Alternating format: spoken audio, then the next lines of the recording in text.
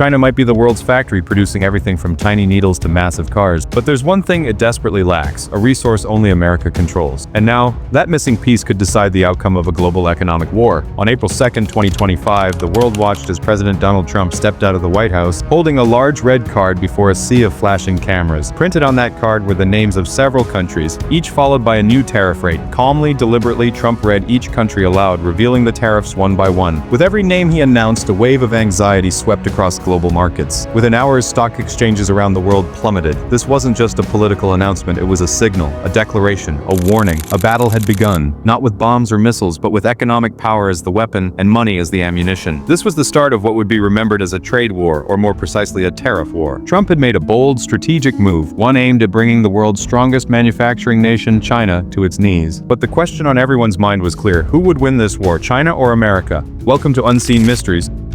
To understand this conflict, we must first ask, what exactly is a tariff? Many think a tariff is just a tax between nations, but in reality it's more specific, an import duty. A tariff is a tax a country places on goods arriving from other countries. For example, if the US imposes a 26% tariff on India, it means every product coming from India will be charged 26% extra at the US border. Trump's red card wasn't random. According to his list, Pakistan faced a 29% tariff, India 26%, and China a crushing 34%. But here's the twist. Imposing tariffs isn't unusual. Many countries already do it to protect local industries. In fact, the same list showed India imposing 52% on US goods, Pakistan at 58%, and China a staggering 67%. The goal? Not just to raise money, but to make imported goods more expensive so domestic industries can thrive. Consider Harley-Davidson. This iconic American motorcycle, when exported to India, faces a 100% import tax. A Harley that might cost $2,000 in the US ends up selling for $4,000 in India. Without the tax, it would compete directly with India's local bikes. But with the tax, local manufacturers are shielded. Now, by imposing tariffs of his own, Trump aimed to turn the tables.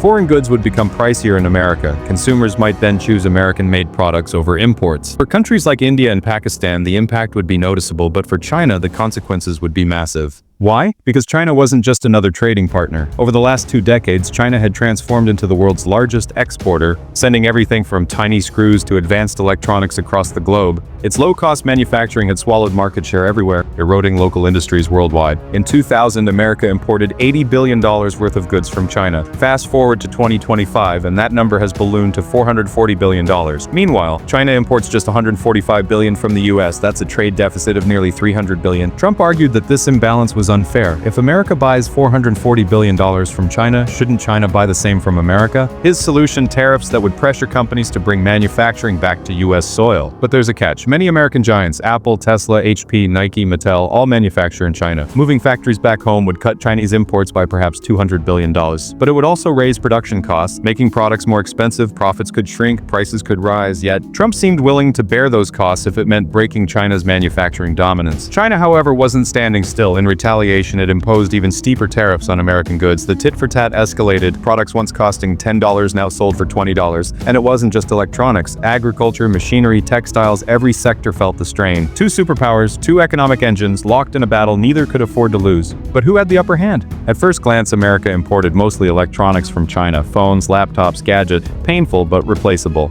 Other countries could fill the gap, albeit at higher prices. China's imports from America, however, included something far more critical. China's population stands at 1.41 billion. Feeding that many mouths is an enormous challenge. Only 13% of China's land is arable. Per citizen, that's about 0.23 acres of farmland. Much of it is already devoted to rice and wheat, just enough to meet basic needs. But China doesn't just eat grains. It consumes more pork than any other country on Earth. In 2024 alone, China raised over 400 million pigs, more pigs than there are people in the United States. To feed those pigs, China needs massive quantities of corn and soybeans. While it grows 80% of its corn, soybeans are a different story. China depends almost entirely on imports, primarily from the US and Brazil. Each year, China imports roughly 50 million tons of American soybeans. Without those soybeans, China can't feed its pigs. And without pigs, the nation faces a protein crisis. That's China's hidden vulnerability. Then came Trump's next move. On April 2nd, 2025, he announced a jaw-dropping 145% tariff on Chinese imports. Global markets trembled. China hit back with a 125% tariff on US goods, targeting industries from agriculture to technology.